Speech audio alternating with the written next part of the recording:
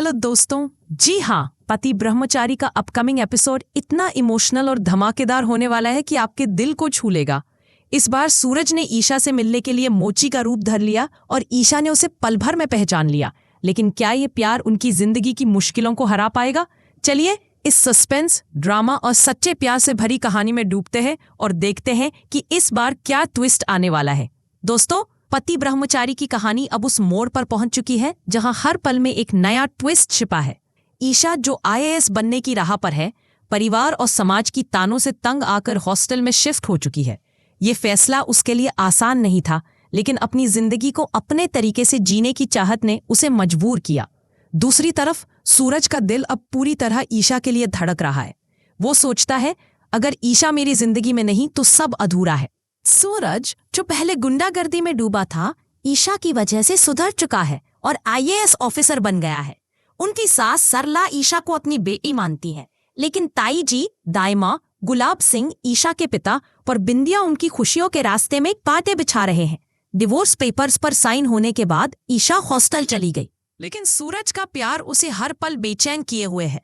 ईशा के हॉस्टल जाने से सूरज का मन नहीं लग रहा। वो हर पल ईशा को याद करता है। उसका दोस्त बंटी कहता है, सूरज भैया, तुम्हें ईशा भाभी से सच्चा प्यार हो गया है। सूरज सोच में पड़ जाता है, शायद बंटी सही कह रहा है। ईशा के बिना हर पल अधूरा है। सूरज एक अनोखा तरीका निकालता है। वो हॉस्टल के गेट के बाहर मोची का रूप धर लेता है। साधारण कपड़े, हाथों में औजार और चेहरे पर नकली दाढ़ी। वो हर वक्त ईशा के बाहर आने का इंतजार करता है। उसकी आंखें बस एक झलक के लिए तरस रही हैं। किस्मत का खेल देखिए, एक दिन ईशा का चप्पल टूट जाता है। वो परेशान होकर हॉस्टल से बाहर निकलती है और नजदीक बैठे मोची के पास पहुंचती है। किस्मत का खेल देखिए, एक दिन ईशा का चप्पल टूट जाता है। वो परेशान होकर हॉस्टल से बाहर निकलती है और नजदीक बैठे मोची के पास पहुंचती है। उसे क्या पता कि ये मोची कोई और नहीं, सूरज है। ईशा बिना ध्यान दिए चप्पल आगे बढ़ाती है। सूरज के दिल में खुशी की लहर दौड़ जाती है। वो चप्पल ठीक करने लगता है, लेकिन उसकी आंखें बार बार ईशा के चेहरे पर टिक जाती हैं। सूरज मुस्कुराते हुए कहता है, आप तो लगती है अच्छे घर से, फिर यहाँ चप्पल फटने के झंझट में कैसे आ गई? ईशा नाराजगी और हैरानी से देखती है और कहती है, आपको काम करना है तो कीजिए, सवाल पूछना जरूरी नहीं।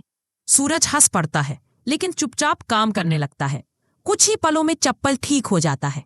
ईशा पर्स से पैसे निकालती है और कहती है, ये लीजिए। सूरज हाथ पीछे कर लेता है, रहने दीजिए, छोटी सी मदद के लिए पैसे क्यों? ईशा का चेहरा कठोर हो जाता है। नहीं, आपने काम किया है तो मेहनताना लेना होगा। मैं किसी का एहसान नहीं रखती।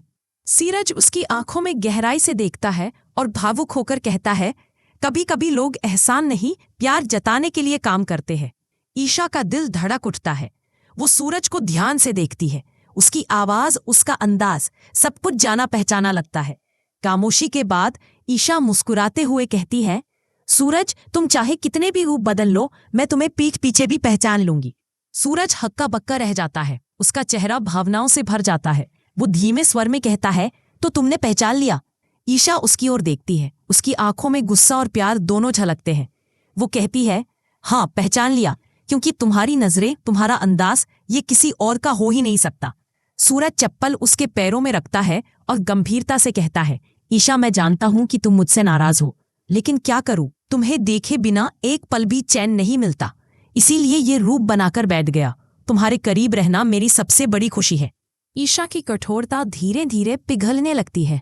वो जानती है कि सूरज का प्यार सच्चा है, लेकिन उसकी जिंदगी की चुनौतियां अभी खत्म नहीं हुई हैं। वो कुछ कदम पीछे हटती है और कहती है, सूरज, प्यार सिर्फ पास बैठने या रूप बदलकर मिलने से साबित नहीं होता। अगर तुम मुझसे सच्चा प्यार करते हो तो मुझे मेरे फैसले लेने दो, मुझे अपनी जिंदगी जीने दो, तभी मैं तुम्हारे प्यार को स्वीकार कर पाऊंगी। सूरज की आंखों में आंसू भर आते हैं। वो कहता है, ईशा, मैं तुम्हें कभी नहीं खोना चाहता। तुम जो कहोगी वही करूंगा, लेकिन मेरी धड़कनों में सिर्फ तुम्हारा नाम है। ईशा चुपचाप उसकी ओर देखती है। उसके दिल में भी सूरज के लिए प्यार है, लेकिन वक्त उसे अभी भी इम्तिहान दे रहा है। उधर गुलाब सिंह को पता चलता है कि ईशा हॉस्टल में है। वो अपनी साजिश से बाज नहीं आता और हॉस्टल के बाहर बूंदे भेजता है, जो ईशा को परेशान करते हैं, ताकि वो तंग आकर गुलाब हवेली लौट आए। बिंदिया भी दाइमा को भड़काती है, ताई जी, सूरज अब भी ईशा के पीछे पड़ा है। हमें कुछ करना होगा। दाइमा, जो पहले ही ईशा से नाराज है, कहती है, ये महारानी मेरे सूरज को जाल में फंसाएगी। मैं बिंदिया को अपनी बहू बनाऊंगी। बिंदिया गुलाब सिंह से मिलती है और एक नया प्लान बनाती है, सूरज को फर्जी केस में फंसाकर जेल भिजवाने का। सूरज के दोस्त बंटी को गुलाब सिंह की साजिश का पता चलता है। वो सूरज को बताता है कि ईशा को हॉस्टल में गुंडे परेशान कर रहे हैं। सूरज गुस्से में हॉस्टल पहुंचता है और गुंडों की जमकर धुलाई करता है। वो चिल्लाता है, ईशा के खिलाफ एक शब्द बोला तो तुम्हें छोड़ूंगा नहीं। वो ईशा को वापस घर ले आता है, लेकिन अरविंद जी गुस्से में कहते हैं, सूरज, तू ईशा को किस हक से लाया? तुमने डिवोर्स पेपर साइन किए थे। सूरज कहता है, पापा जी, मैंने गलती की थी, लेकिन अब मैं उसे सुधारूंगा। अरविंद जी ईशा और सूरज को डिवोर्स केस की सुनवाई के लिए कोर्ट ले जाते हैं। वहां गुलाब सिंह, दाइमा और बिंदिया मौजूद है। गुलाब सिंह सोचता है कि अब ईशा उसकी हो जाएगी, लेकिन सूरज को ये आखिरी मौका लगता है। वो कोर्ट में सबके सामने डिवोर्स पेपर्स उठाता है और जज के सामने फाड़ देता है। वो कहता है, ईशा मेरी पत्नी है और मैं उसे कभी नहीं छोड़ूंगा। गुलाब सिंह आग बबूला हो जाता है, सूरज, तूने मेरे साथ धोखा किया। दाइमा और बिंदिया के होश उड़ जाते हैं। जज सूरज के प्यार से प्रभावित होता है और डिवोर्स केस रद्द कर देता है। ईशा और सूरज एक दूसरे को गले लगाते हैं। सरला कहती है, मेरी बहू ने मेरे बेटे की जिंदगी बचानी। दोस्तों, सूरज का मोची वाला अवतार और ईशा का सच्चा प्यार इस कहानी को एक नया रंग दे गया। सूरज ने न सिर्फ डिवोर्स पेपर्स फाड़े, बल्कि गुलाब सिंह, दाइमा और बिंदिया की साजिशों को धूल चटा दी। लेकिन क्या गुलाब सिंह अब चुप बैठेगा या कोई नया हथकंडा अपनाएगा? ये देखना बहुत ही इंटरेस्टिंग होने वाला है। अब आप हमें बताइए, क्या सूरज का मोची बनकर ईशा से मिलना सही था या उसे इंतजार करना चाहिए था? ईशा का हॉस्टल जाने का फैसला क्या सही था या उसे सूरज के साथ रहना चाहिए था? क्या दाइमा को अब ईशा को अपनी बहू के रूप में स्वीकार कर लेना चाहिए?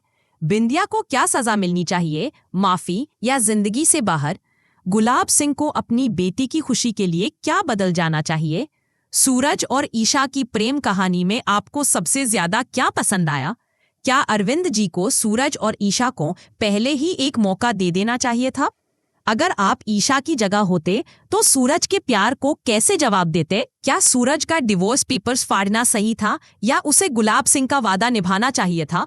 अगले एपिसोड में आप क्या देखना चाहेंगे, सूरज, ईशा की खुशी या नया ट्विस्ट? तो दोस्तों, इन सवालों के जवाब हमें कमेंट बॉक्स में जरूर बताइए। आपकी हर राय हमारे लिए कीमती है। और हाँ, अगर आपको ये वीडियो पसंद आया तो लाइक, शेयर और हमारे चैनल को सब्सक्राइब करना बिल्कुल ना भूलें। बेल आइकन दबाइए ताकि आपको मिलते रहे ऐसे ही धमाकेदार लेटेस्ट अपडेट्स।